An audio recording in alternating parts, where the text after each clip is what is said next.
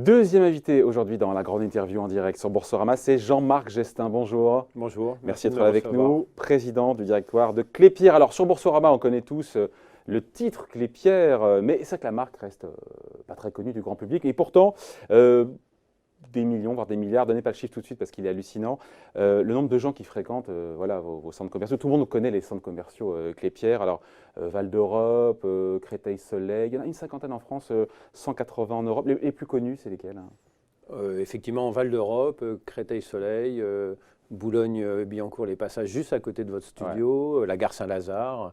Puis après, on en a dans toutes les villes, à Oslo, en Norvège, en Suède, au Danemark. 11 pays d'Europe, donc leader des centres commerciaux pan-européens. Alors, il y a ce chiffre de dingue, de nombre de gens qui passent chez vous. 1 milliard, plus d'1 milliard, c'est ça 1 milliard 100. 1 milliard 100 l'an dernier. Personnes sont venues dans vos centres commerciaux. La seule question, c'est combien reviennent plusieurs fois? C'est ça, en fait. Bien évidemment, ce n'est pas une des visites uniques. Mais oui, mais si on prend à l'échelle de Val d'Europe, qui est à côté d'Euro Disney, c'est 16 millions de personnes qui viennent par an. Bien évidemment, ce n'est pas 16 personnes distinctes. Il y a des visites répétées dans les centres commerciaux. On fait. Si on veut retraiter, entre guillemets, ce chiffre d'1 milliard, 100 millions de personnes qui fréquentent les gens viennent en moyenne, sur un an vos centres commerciaux. Les gens viennent en moyenne 2 à 3 fois par mois. Donc ça fait quand même... Effectivement, il faut diviser par 3 et par 12. Et oui. Mais le samedi, par exemple, à Val d'Europe, c'est 75 000 personnes qui viennent. D'accord. Panier moyen, d'ailleurs, à chaque passage, on a les chiffres du panier moyen? Oui, on a, ça dépend des pays, mais on est plutôt aux alentours de 80-90 euros. D'accord. Et en France, par rapport aux autres, on se positionne comment? On est plus ou moins dépensier? On est plutôt assez dépensier. On a une densité, c'est-à-dire le chiffre d'affaires des commerçants au mètre carré dans les centres commerciaux français sont plus élevés que partout en Europe. Bon. Comment est-ce qu'on fait pour faire venir les clients dans les centres commerciaux? Parce que la tendance, c'est l'expérience client. On entend tous les patrons avoir ça à la bouche. C'est nécessaire aussi dans vos centres commerciaux. Aujourd'hui, le shopping, ça reste le moteur principal, mais c'est plus suffisant. Il faut des lieux de vie, il faut des activités, des divertissements. C'est quoi d'ailleurs le centre commercial du futur? Futur proche, ne me dites pas un truc dans 50 ans. Il faut aussi avoir la prospective. Je crois que ce qui est fondamental de savoir, c'est que le commerce, la consommation, ça dépend de la population. Donc déjà, les choses dont il faut s'affranchir, c'est les zones où la population diminue. L'Europe, c'est démographiquement déclinant, sauf les grandes villes sont croissantes. Donc déjà, nous, on a fait le choix de se mettre dans ces grandes villes-là. Je pense que ça, c'est pour attirer du monde, il faut qu'il y ait du monde qui y croit. Et puis après, je crois que la révolution dans les centres commerciaux, c'est d'abord avoir une taille critique, c'est-à-dire que les gens recherchent une expérience de commerce large. Et donc les grands centres commerciaux sont très différents des petits centres commerciaux et ont un avenir plus important. Mais fondamentalement, il faut de l'expérience. Et l'expérience, c'est deux ordres. Il y a la technologie qui s'installe dans les magasins, mais il y a aussi l'expérience locale. Donc on est entre la modernité et la redécouverte du local. Donc concrètement, c'est avoir une école, avoir un centre médical, dans les centres commerciaux. Ça, c'est aussi l'avenir. C'est déjà la réalité aujourd'hui? C'est déjà la réalité. Des écoles, des centres commerciaux? On a une université. Une école dans un... Oh, la récré, dis donc. Qu'est-ce que tu fais? Je vais acheter des pâtes. Alors, c'est plutôt des universités, mais on a ouvert une université philharmonique à Copenhague dans un de nos centres, qui est la première université philharmonique du Danemark. On a aussi des centres médicaux. On a ouvert un hôpital dans un centre commercial au Portugal. Ouais. Je pense que nos centres commerciaux sont très urbains. Ce que les gens recherchent, c'est différentes raisons de venir dans les centres commerciaux et pas uniquement le shopping. Et donc, c'est s'ouvrir au monde, en fait, finalement. C'est ça la transformation des lieux pour l'avenir, pour nous. Vos propos doivent surprendre ceux qui voient ça de loin, les centres commerciaux. On entend souvent la crise du retail, du commerce, c'est compliqué, avec des fréquentations, je crois, au global pour tous les centres commerciaux qui sont globalement en baisse. Comment vous, et vous l'avez dit indirectement, vous avez réussi à passer entre les gouttes parce que votre stratégie, c'est délibéré, c'est pas le fruit du hasard, c'est d'être concentré dans les centres commerciaux, on a compris, urbains. En centre-ville. C'est ce choix stratégique qui fait la différence aujourd'hui, qui fait que vous passez entre les gouttes, quoi. Parce que la fréquentation chez vous est en hausse, alors que sur l'ensemble du marché, elle est en baisse. Je résume bien? Oui, vous résumez bien. Je pense qu'une fois de plus, il faut s'affranchir de l'idée de ce que c'est le centre-ville. Dans une ville, il y a beaucoup de centralité. Paris, c'est l'exemple. Prenons l'exemple de Créteil-Soleil. Créteil-Soleil, c'est notre plus grand centre commercial en France, en taille, qui marche très bien. Il y a 22 millions de visiteurs par an. Mais on est vraiment au centre d'un pôle de population énorme. Et dedans, on a tous les usages. Donc, c'est vraiment cette urbanité-là. Ce n'est pas forcément la place du village avec la mairie et l'église. C'est toutes les centralités dans toutes les grandes agglomérations européennes. Et pour la France, c'est simple. C'est Paris, Lyon, Marseille, Toulouse, Bordeaux, Nantes, Rennes. C'est ces villes-là qui, effectivement, accaparent une grosse partie de la croissance économique. Ouais. Après, évidemment, il faut parler, Jean-Marc Gestin, des sites de commerce en ligne. Alors, c'est intéressant ce qui se passe aux États-Unis. Vous n'y êtes pas, et voilà. Mais aux États-Unis, les Amazon et compagnie, ça fait mal aux centres commerciaux. Et c'est vrai que aujourd'hui, à vous écouter, on a compris, Amazon ne vous mange pas de la haine sur le dos, mais ça va bien arriver un jour. Il y a bien un jour où ça aura un impact sur les loyers, parce que voilà, ou alors non, il n'y a pas de sujet. Circuler, il n'y a rien à voir. Non, mais bien Parce que ça arrivait chez eux, ça va bien un jour arriver chez nous, non? Alors, premièrement, pour être très bref, aux États-Unis, si vous prenez la dépense du retail, 75% de celle-ci est faite dans les centres commerciaux, 25% en centre-ville. En Europe, c'est 25% dans les centres commerciaux et 75% dans les centres-villes. Ouais. Aux États-Unis, en France, en Europe... Il y a trop de centres commerciaux aux États-Unis? Oui, beaucoup trop. En France, en Europe, c'est 300 mètres carrés pour 1000 habitants. Pour faire simple. 300 mètres carrés de commerce, de mètres carrés de commerce pour 1000 habitants. Ouais. Aux États-Unis, c'est 5 fois plus. Waouh. Donc, ils ont un problème suréquipés. Ils sont suréquipés. En Europe, on a un autre problème. On n'a pas ce problème-là. Maintenant, Amazon et l'e-commerce, c'est une opportunité fantastique. C'est pas une menace pour vous? Enfin, c'est du bon sens. Les gens ne viennent pas dans le centre commercial, ils vont directement acheter sur le site. Non? Je crois qu'aucune évolution est une menace. Je pense que fondamentalement, c'est une opportunité. Et d'ailleurs, vous comme moi, on consomme à la fois dans les lieux physiques et sur le digital. Ce qu'on veut, c'est un écosystème qui fonctionne, des marques, dans la distribution. C'est votre rôle de réussir justement le mariage de cet écosystème? De cet écosystème pour que les enseignes qui sont dans nos centres commerciaux, vous puissiez, quand vous visitez leur magasin, être aussi sur leur plateforme digitale et avoir la promesse des deux. Et je crois que c'est ça. C'est-à-dire que l'innovation dans le digital, c'est pouvoir offrir au consommateur final la possibilité d'avoir un écosystème digital et physique. Et c'est vrai que le physique doit se réinventer, doit être plus expérimentiel, plus de services, les magasins doivent se réinventer, c'est ça qu'on est en train de vivre.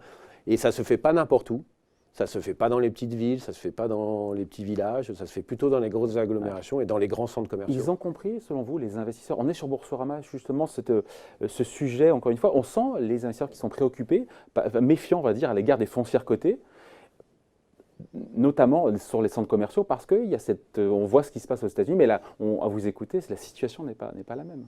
N'est pas la même, mais le traitement de notre action est à peu près la même. Je pense. Donc c'est problématique, ça. C'est assez problématique. On en parle après de la bourse. D'accord. Donc effectivement, notre action, elle a plutôt baissé. En fait, tout le monde est un peu indifférenciamment traité.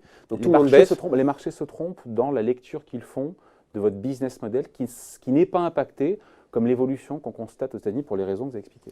Probablement, mais je crois que ce que n'aiment pas les marchés, c'est l'incertitude. Et quand vous essayez de vous projeter dans 5 ou 10 ans avec le développement de online, mais qui n'est pas que le online, qui est aussi les modes de consommation, la façon dont on dépense son argent, avec l'éducation qui augmente, la santé qui augmente, il y a plein de facteurs qui jouent. Il y a une incertitude sur la dépense de consommation.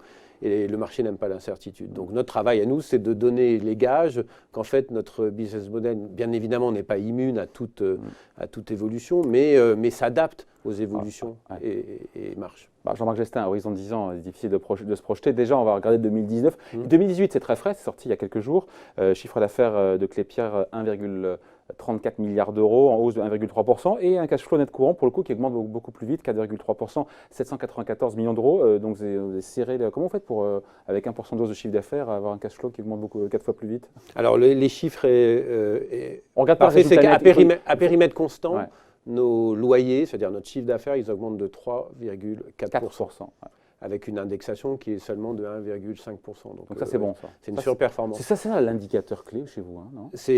L'indicateur clé, c'est l'évolution des chiffres d'affaires des commerçants, l'évolution de nos loyers à périmètre constant et le cash flow. Et le cash flow, il augmente de 6,5% cette année, qui est une année record encore pour nous. Et notre dividende cette année augmentera de 7,1%. 7%. Combien? 7,8? 7,1. 7,1. Dividende, c'est intéressant. Dividende en hausse de 7,1%. Alors, j'ai pas le cours en direct, là, mais pour le coup, ça fait un rendement. Attendez, On est plutôt à 30 euros. 30 donc, euros, c'est 2 euros le dividende, non? 2 euros quelque chose. proposé, 2,10 €. Ça nous fait plus de 7%. Ouais, 7%. Ouais. 7% de rendement. Pour une société qui a une forme de stabilité quand même assez garantie, même si... Dans le secteur, je ne me rends pas compte, c'est plus. On est à 5-6% dans le secteur, non, des foncières en général. Les foncières de commerce aujourd'hui ont effectivement des dividend yield assez élevés, trop élevés, je pense. Ça veut dire que le cours de l'action est trop bas. Probablement. Ça, c'est mécanique. Hein. Donc, le poids boursier, la capitalisation boursière de Klépierre, c'est aux alentours de 10 milliards d'euros. Et là, on se dit, mais pas seulement en se rasant, il aimerait bien, Jean-Marc Jestin, retourner au CAC 40. Enfin, vous y étiez, vous êtes resté 2 ans, je crois, d'être sorti, alors vous êtes sorti en mars 2017 du CAC 40. Vous avez envie d'y retourner ou ça reste une mauvaise expérience? Non, ce n'est pas une question de mauvaise expérience, c'est que effectivement, on est un peu à la limite en termes de taille. Hein, et donc, pour être à l'aise dans le CAC 40 et pas faire entrée-sortie, il faut rentrer à une position plutôt 15e, 20e, plutôt que de rentrer vers 35e, parce que vous êtes toujours à la merci. Donc, nous, ce n'est pas un Graal pour nous, le CAC 40. Ce n'est pas un Graal, le CAC 40, ok.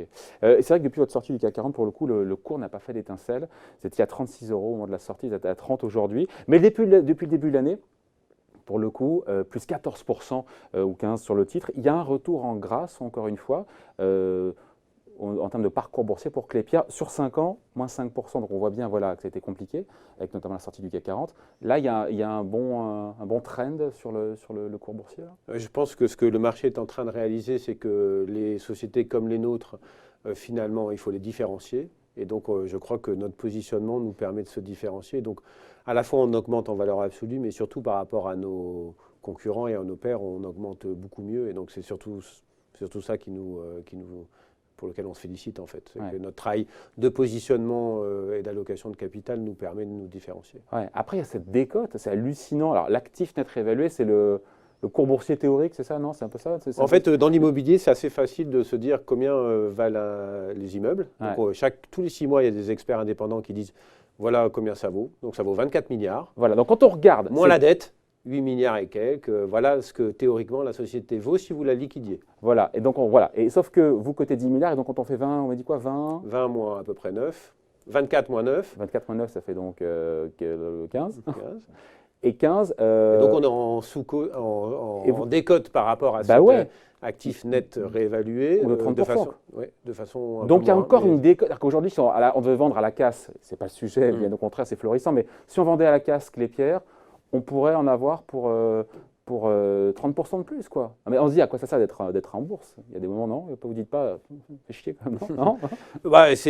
Effectivement, je crois que le marché est assez sévère avec nous. Moi, je suis assez optimiste sur le fait qu'on arrivera à prouver que la résilience… Comment on réduit cette décote? C'est ça? C'est montrer que… Avec le business model, il est là, que ça tient, le free cash flow, ça suit, c'est ça? Exactement. Parce que l'année dernière, on a augmenté nos free cash flow de 6%, là 6,5%, on augmente notre dividende de 7,1%, ça fait 5 ans qu'on le fait, donc je pense que ça finira par porter ses fruits. Il y a 2 indicateurs pour valoriser une société. Il y a l'actif net réévalué et il y a aussi le multiple de cash flow. On a aujourd'hui un multiple de cash flow qui est plutôt aux alentours de 11, qui est quand même pas élevé pour une société comme la nôtre. Voilà, on était historiquement plutôt à 15, donc je pense que l'ANR, c'est un des indicateurs. Je pense que le cash flow, le multiple de cash flow va nous aider. Donc on se dit quoi? On se dit dividende élevé, 7% sur le rendement. Action décotée, c'est une super affaire, la Klépierre, en bourse. Moi, je vous recommande d'en acheter. Hein, quoi? Je vous recommande d'en acheter, effectivement. Non, mais après, le contexte, il est anxiogène, on l'a dit, on l'a expliqué, même si comparaison n'est pas raison, le contexte est anxiogène pour le segment du commerce physique, etc.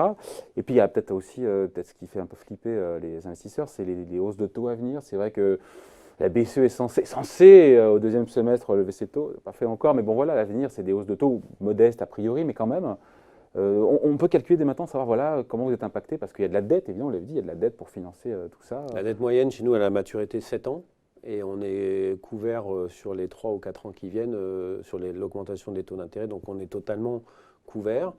Et donc, si les taux d'intérêt commençaient à augmenter, on est protégé pour les 3-4 ans qui viennent. Et je ne crois pas qu'on va avoir une augmentation assez rapide des taux d'intérêt en Europe.